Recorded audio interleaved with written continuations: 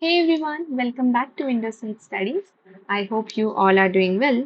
So, we were discussing about cell biology, in which we learned about the cytoskeleton. So, we learned about actin filaments, intermediate filaments, and microtubules in details. Then, we started discussing about plasma membrane.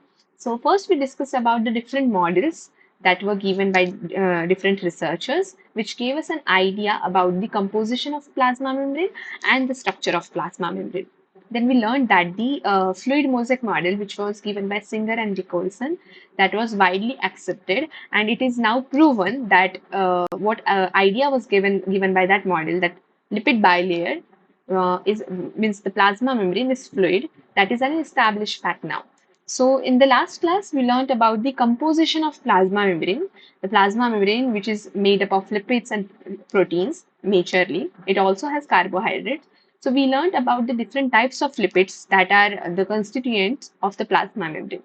In today's class, we will be learning about certain characteristics of plasma membrane, the properties which the plasma membrane possesses. So, as the Singer-Nicolson model suggested, that lipid bilayer is a two-dimensional fluid. So this fact was proven when researchers were conducting their studies on the liposomes.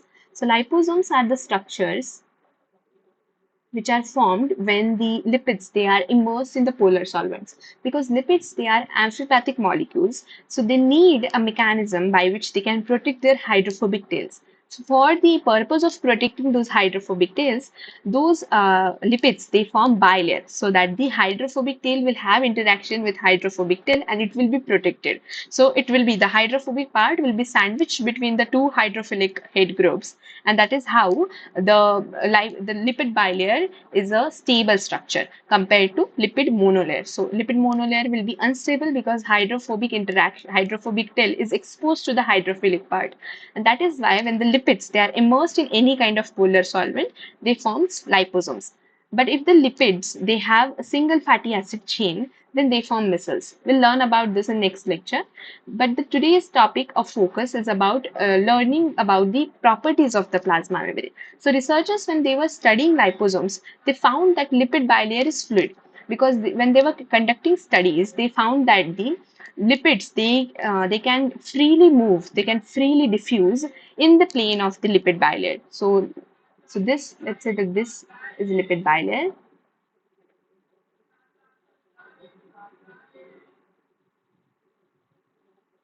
Okay, so let's assume that we are tagging this particular lipid molecule.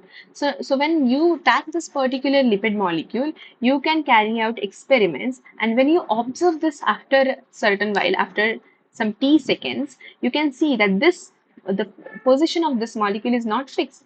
This molecule will move from this position to, let's say, some other position. So these kinds of experiments, when they were performed on the liposomes, it clarified the idea that lipid bilayer is indeed a fluid, because fluid has the ability to move unlike solids. So fluid has the ability to show the free movement, and that free movement is seen by the lipids in lipid bilayer, but only in the plane of the bilayer. So this is the plane of the bilayer. So let's say that this is the plasma membrane. So only in the plane of the plasma membrane, lipids can diffuse around, they can move around, and that is why it is a fluid, just like our blood, just like our lymph. Okay, so we will be studying about the different types of movements that are shown by the lipids in this lipid bilayer.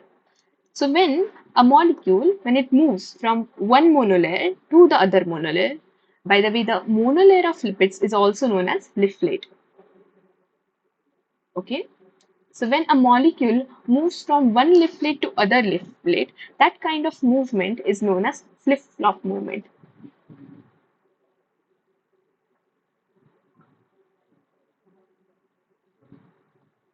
Okay, means let's say that this particular molecule, if it moves from this leaflet to the cytosolic leaflet, so the leaflet that faces the extracellular matrix part or the extracellular part is known as exoplasmic leaflet.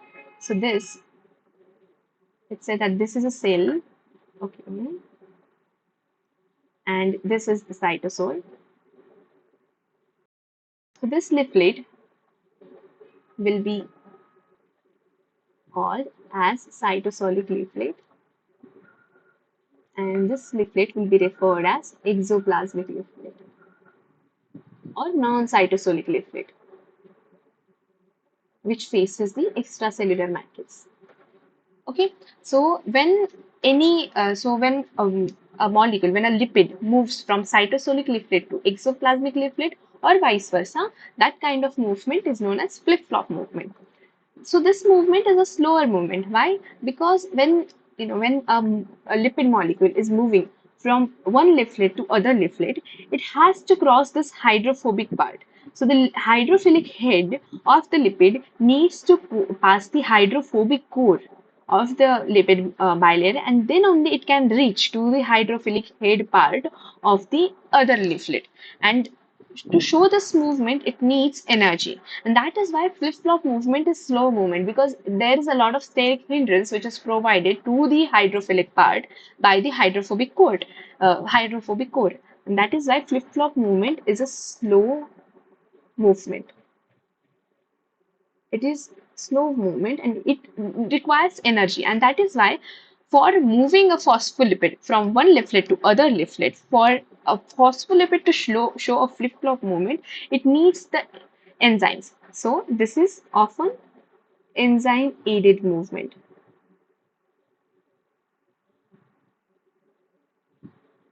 Okay, so the enzymes that aid this movement, that help the phospholipids to show these movements, are of different types: the flipases, flopases, and scramblase.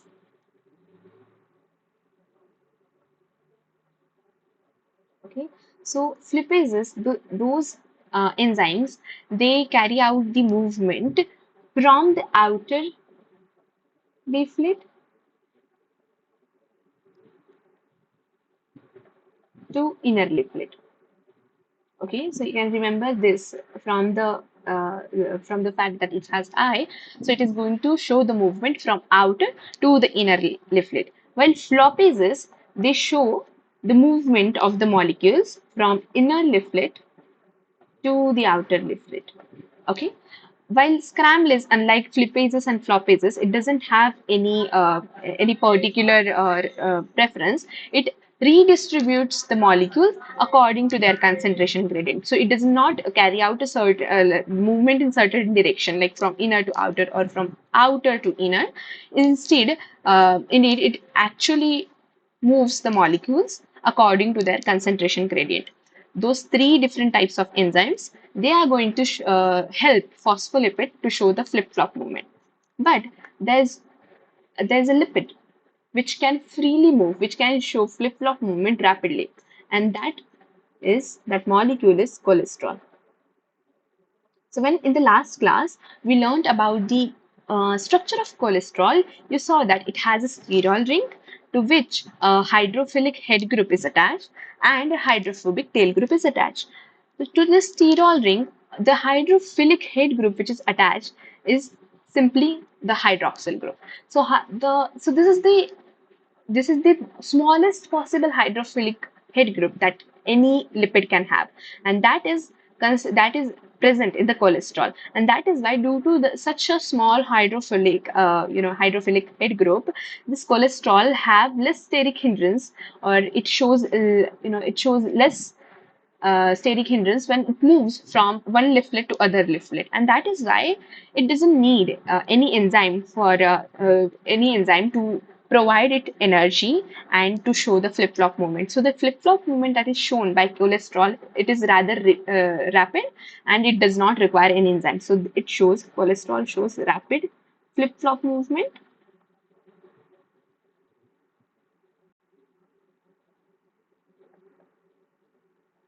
without the help of any enzyme.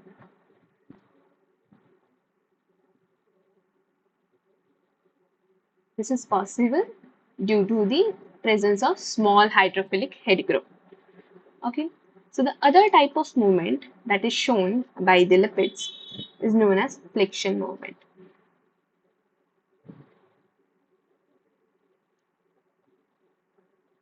So flexion movement is actually the bending of lipids from one side to other side. So the bend, when the lipids show the bending sideways, that is known as flexion movement. So now imagine you are holding a pen at its tip. Okay, so it is fixed at certain point where you are holding. So let's say you are holding your pen in front of you in this direction. So you are holding it at the point A, at the tip of the pen, and then you bend it sideways, either here or here. So this will bend the pen in this direction. So this movement is known as flexion movement. So flexion is bending of the molecule sideways. Okay, so this kind of movement is also shown by lipid molecules. Then the most rapid movement that can be shown by the lipid molecules is known as diffusion, lateral diffusion. Means the lipid molecule, they can diffuse in the plane of the lipid bilayer from one point to the other point. So let's say that this is a lipid bilayer.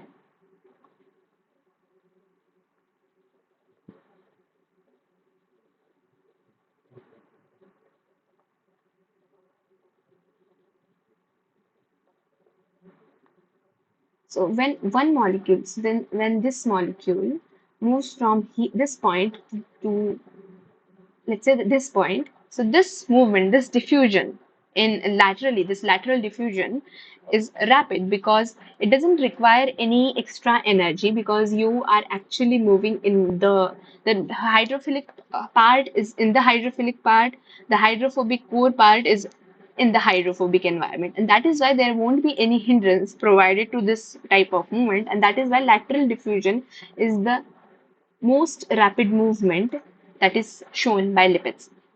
Okay, then the other type of movement is rotation. Means the lipid molecules, they can rotate along their axis. So along this straight axis, they can show rotation. So this is also a type of movement which is shown by lipids. So due to this different types of movements, we concluded that lipid bilayer is a two-dimensional fluid. It's not three-dimensional fluid, it's two-dimensional, because lipid molecules only have the permission to flow or to move around the lipid bilayer plane, not in other planes. Okay, so they can only move in the plane of the lipid bilayer. That is why it is a two-dimensional fluid. So now let's learn about what are the factors on which this fluidity depends. So let's learn about the factors on which fluidity of membrane depends.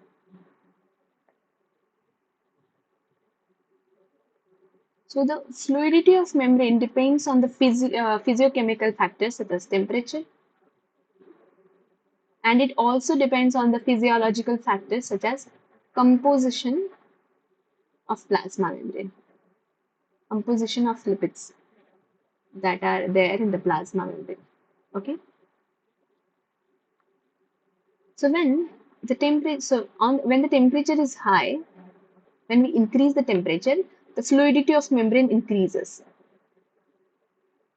Okay, because whenever you increase the temperature, the entropy of the system is increased, and that is why the entropy means the randomness of the system will increase.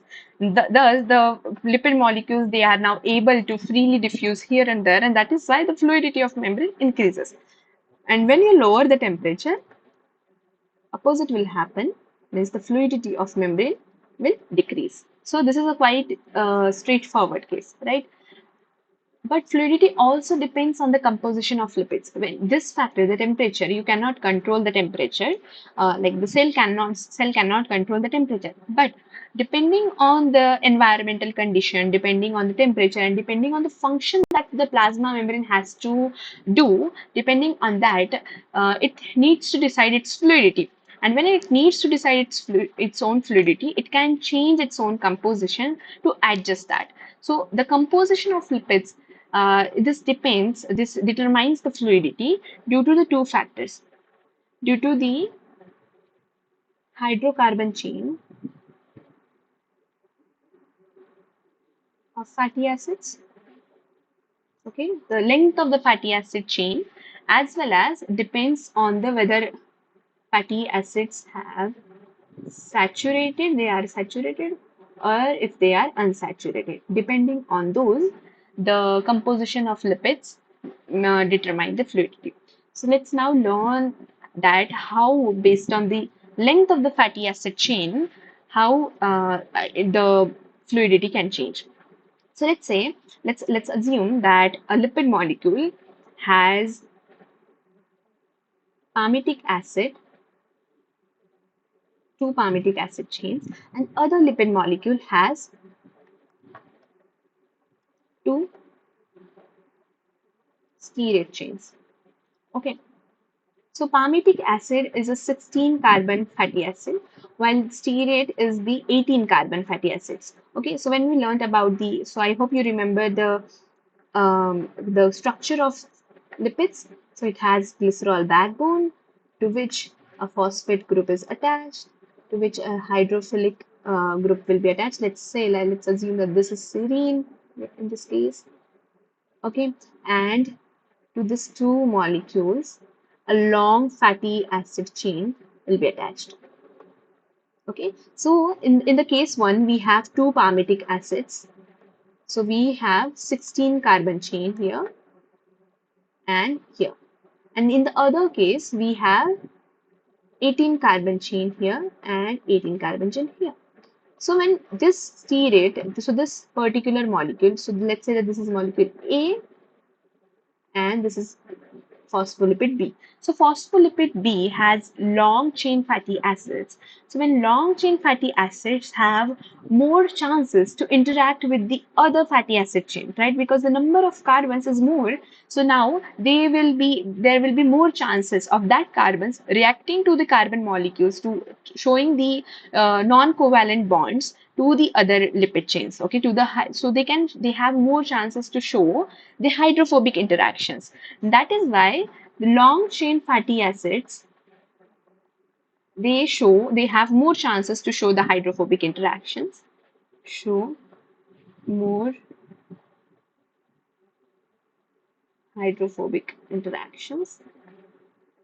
And if the interactions are more, then the chances of moving the lipid molecule that will be less, and that is why fluidity of membrane will decrease. So if the membrane has more number of long fatty acid chain containing lipids, it will have a low fluidity. On the contrary, if the fatty acid chains have less number of carbon molecules, means it is short hydrocarbon chain, then it will show less interactions compared to other cases.